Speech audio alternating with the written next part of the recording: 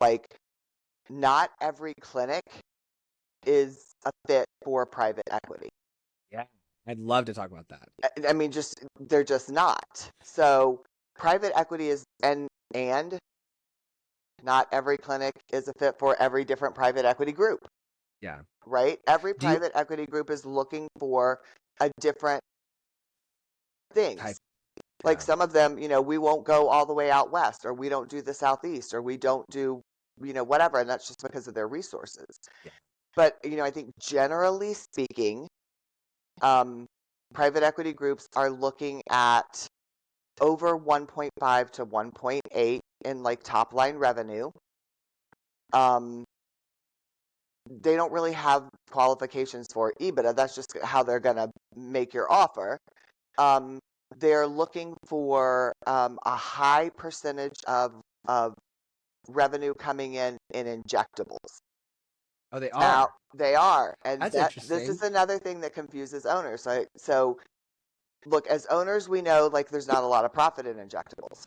So we think, No, oh, they're gonna, because this is all my money's coming in from talks or whatever else.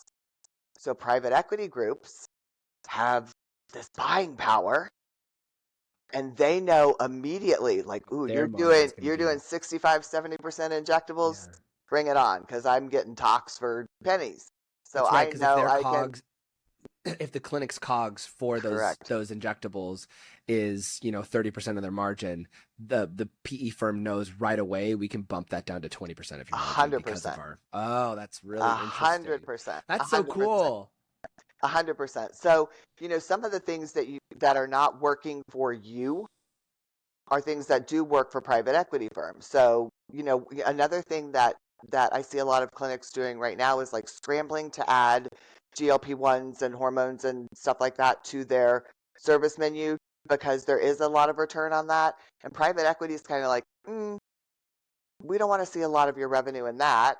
We can't, you know, do a buyer's group for compound And it's medication. yeah, and it's It's the volatile. Yeah, it's volatile. We don't know what's going to happen with that. So, they like that.